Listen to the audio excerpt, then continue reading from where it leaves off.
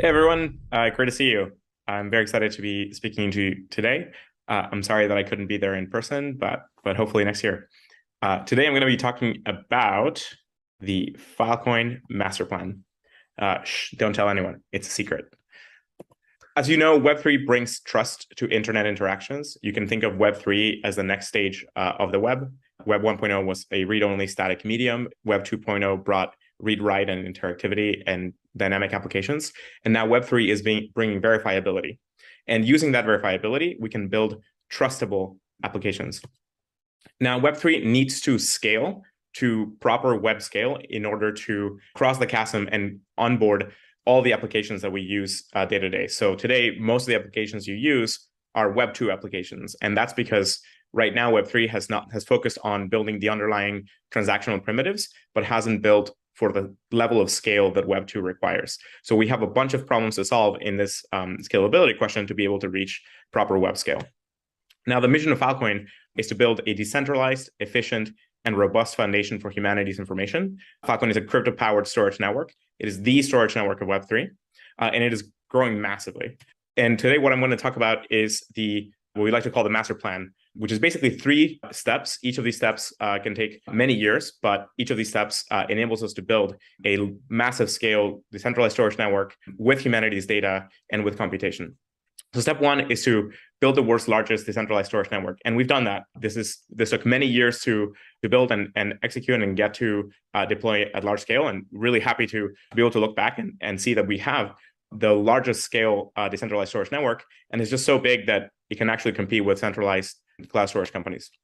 So we have already 17 exabytes of capacity around the world. This is a massive scale to be able to store people's data. This is distributed all over the world in many different locations, primarily in areas like Asia, Europe, and North America. South America and Africa are just getting started, but we hope to see a lot more growth there in the coming years. But already this is a massive scale network that can already deal with web scale traffic. But it's also growing daily. So it's growing by a very large amount of storage every single day. Right now, the network is growing at about 13 petabytes per day, which is a huge amount of capacity onboarding. And when you look across the different segments of storage providers, the various segments are growing over time. So storage providers are able to take the returns that they make over time and then grow their operations and be able to serve more and more users. Now, many other programs that are out there enabling new storage providers to join the network. ESPA, which is a storage provider accelerator program, content and materials out there, making it easier and easier for new storage providers all around the world to come online. Now, one really key component in any storage network is to be able to make sure that all of the data use is green.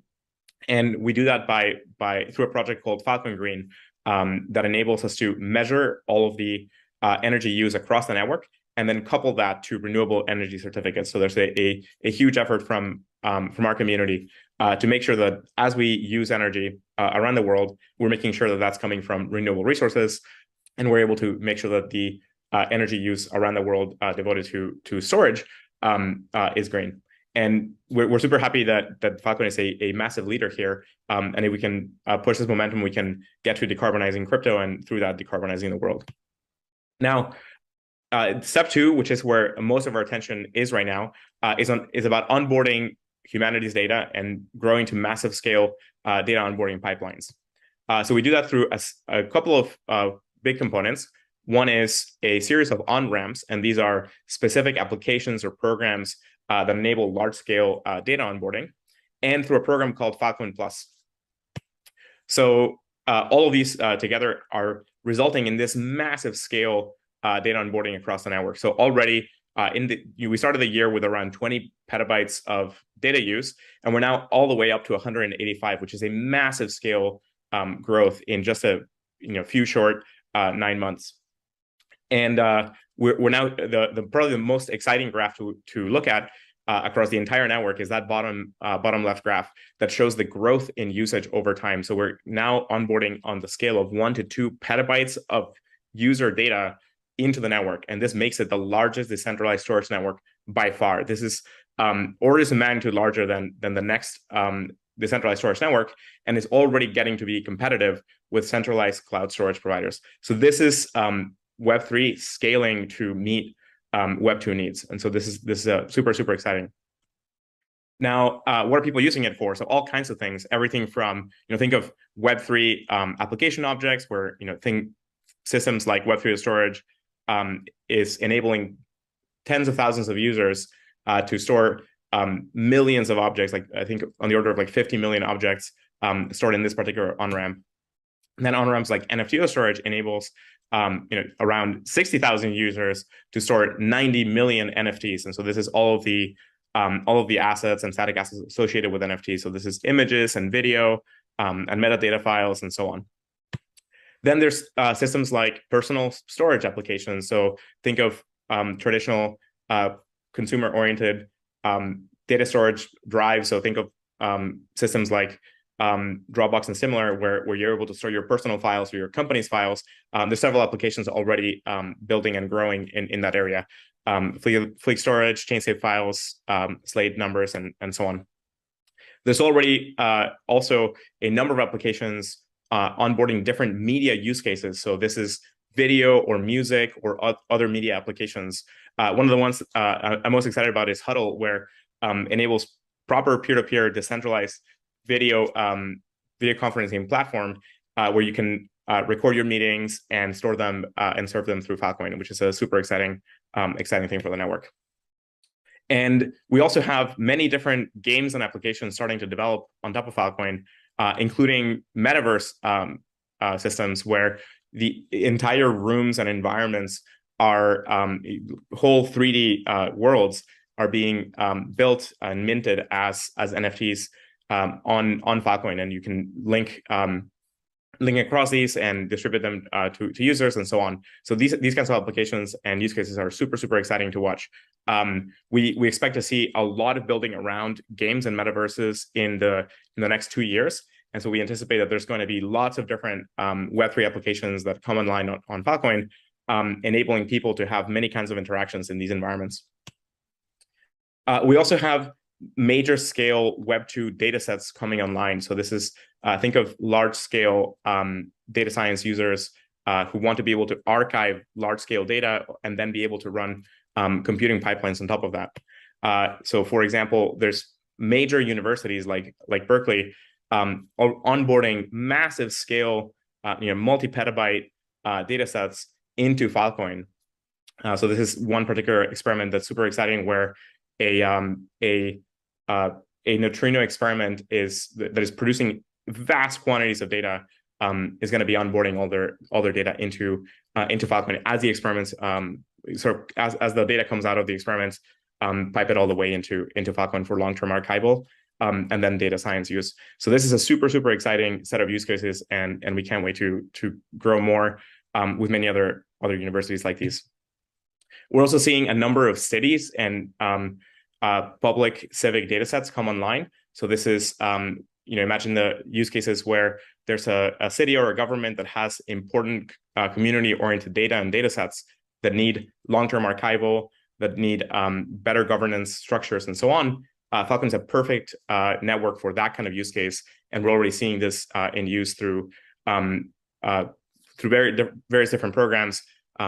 This one in particular is the New York City putting large-scale open data sets on Falcon, and there's many other cities that are following suit. A lot of this growth is enabled by Falcon cryptoeconomics and programs like Falcon Plus that enable a decentralized storage network to compete with the cloud storage prices of massive scale giants like Amazon and the other centralized cloud providers. So this is kind of the amazing superpower that decentralized networks can have, like this cryptoeconomic construction that enables that kind of growth. And it's also powering new kinds of business models and new kinds of economic structures. One super exciting one is the ability to have auctions for data sets, auctioning to try and get the best possible storage price to store your data. And in some cases, being able to have negatively priced storage, which is a super exciting condition where while the Falcon network has more capacity than data use, it's actually really advantageous for storage providers to store your data. Therefore, data set owners can bring the data to the network and then get rewarded, get a share of the rewards for bringing that super valuable data. So it's a super amazing economic condition that is enabled by cryptoeconomics and by the conditions of the Falcon network. So this is super exciting. We think that this kind of structure is what's going to enable a whole new range of DAOs to come online. We're calling these data DAOs. Think of being able to couple an important data commons, a digital data commons, but now with the governance tooling and systems to be able to use on-chain primitives to govern how the data gets used, how it gets transformed, how it is shared amongst users, and so on, and eventually monetized. So we think of these data DAO systems are going to be able to collect a lot of really valuable data, curated over time, and then enable it to be transacted and monetized and so on through on-chain DAO primitives. And so we sort of anticipate that this kind of thing will start growing in 2023 and 2024. One super exciting area is now that we have the large-scale storage network, being able to provide super fast retrieval on the network. And so we want to get to CDN level quality with sub-second retrieval. The alpha version of retrieval markets is starting to come online now. There are several alpha programs that you can participate in.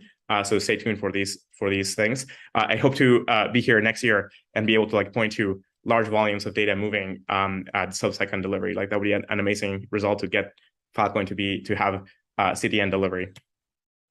One other super exciting thing is the growth of the startup builder ecosystem around Falcon. So there's a ton of support for builders of new systems and new applications, everything from developer resources to hackathons to early stage grants, and then accelerators and ecosystem investors.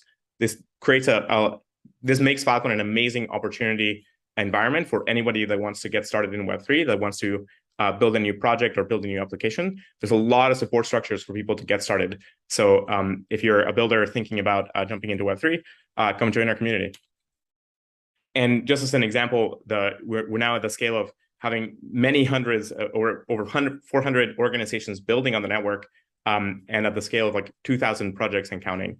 So it's super, super exciting level of growth year over year. And so that brings us to step 3, and that's kind of the horizons, what's coming next for development and so on. And that's to bring computation to the data. This is so that we can enable large-scale web scale applications. And there's a large-scale core improvements roadmap that you can find, and this is shared in a bunch of different places. But one huge track here is the FVM programmability and computation track. The first part of bringing computation to the data is to enable smart contracts, user smart contracts and programmability on Filecoin, and this is happening with the FVM. We already passed the first upgrade that enables the recomposed FVMs, the recomposed Filecoin's VM system on top of the FVM, and that launched already. And the next milestone is to bring user programmability into the network, and that's going to happen in Q1. Now, in between now and Q1, there's going to be a series of testnets that enable lots of teams to get started and start building. There's already 25 teams of tool builders that are building on the first of those. There's future cohorts coming. So if you're excited, if you want to try out all of the FVM tooling early, definitely reach out and join those programs. One super exciting thing that is getting built out is compatibility with EVM. So you can take your EVM contracts and deploy them directly in Falcon as they are without having to change, ideally without having to change anything, and at most maybe deployment pathways and so on. Then after that, once we have the FVM and we have user smart contracts, we can bring large-scale computational pipelines to the data. This is finally what's going to enable us to have massive Web 2 scale applications, being able to do the kinds of computations that Web 2 systems do in their backends. Think of the massive scale data processing pipelines of a platform like Twitter or Twitch or YouTube or TikTok or WeChat or systems like that that have to deal with tons of processing of data underneath in the data center. That's what's blocking Web 3 from scaling. And we think that this is going to come through computation networks. And so we're building Falcon to be a phenomenal L1 for these kinds of computational networks. We anticipate that there's going to be many different computational networks because there are very difficult trade-offs between verifiability, performance, and privacy. Like if you want to have very high performance systems, then you have to trade off verifiability and privacy against that. If you want to have strong verifiability, you can do things like zero knowledge proofs, but that trades off against performance. And those don't necessarily give you privacy of all the data that you want to compute. If you want to do that, then you have to start doing things like fully homomorphic encryption and other kinds of primitives. So we think this very difficult trade-off space of technologies is going to yield many different computational networks that tune for different use cases and tune for different primitives. And we're building Falcon to be the best L1 for all of these computational networks. So if you're excited to either build applications using this tooling, or you're potentially going to build one of these compute networks, come do it in our ecosystem. One other very important piece here is that Falcon is meant to be building bridges to all of the other blockchains in the space. Falcon is inherently highly collaborative. It is the only storage network that can scale to exabytes level of capacity and data use. And so we want to be the main storage place where all of the other blockchains store and compute on the data that they're gathering. Now, one of the things that I'm most excited about in the long term is to be able to have large-scale scalability of consensus. So most of the next generation blockchains are hitting on the range of hundreds of transactions per second. There are finally some groups starting to think about millions. I think we need to go dramatically higher. I think we need to get to billions and trillions of transactions per second. And so that's what we're shooting for. We're building an architecture around consensus scalability that'll scale to that level of possibility, and that can be able to deal with partitions in the internet. So there are all kinds of circumstances by which you end up with partitioned regions of the internet that needs to be capable of dealing with applications and enable applications to work through those kinds of breaks. And so that's a super exciting area of research and development that we're going to be super excited to present on in the coming year. Now, all of this put together is going to enable this massive scale data science platform where you can think of large scale pipelines, like all kinds of analysis and machine learning and so on, directly on top of the data that you're storing on Filecoin. And then from there, you can get to proper web scale applications. So think of all of your favorite applications and think of the vast quantities of data that they generate and the vast quantities of computation that needs to happen on top of that data. That's what we're building Falcon for. It's been a long road, but it's super exciting that we have achieved step one. We're now working on step 2 and step 3. Step 2 is already showing an amazing scale up through this year, going from 20 petabytes to now close to 200, which is super exciting. And now the layer of computational primitives like FEM, compute over data, and consensus scalability to properly enable web scale applications. So you heard it here. This is the Falcon master plan. And that's what's going to enable us to properly cross the chasm and make Web3 capable of taking on Web2 applications. One final plug to join our community and come hang out with us. There's been already 3 major Falcon events around the world. There was Phil Austin, Phil Toronto, and Phil Seoul. The next one is Phil Singapore, and that's going to happen next week. And then after that, Phil Lisbon. Phil Singapore is a huge event. There's, I think, on the order of 20 different side events, and there's I think like 2,000 people coming already, which is like super amazing. So come join us over there. Tons of different ecosystem partners and exciting speakers will be there. One of the side events around Phil Singapore is Phil.vc. It's a demo day to enable you to meet some of the best startups in Web3. After that, we have Phil Lisbon from October 30th to November 4th, which is going to be a huge event in Lisbon to round out the year. Now, who knows? Maybe there will be more Falcon-oriented events around the world. So that's it. That's it from me. Great to see you. Enjoy the rest of the conference and see you next year.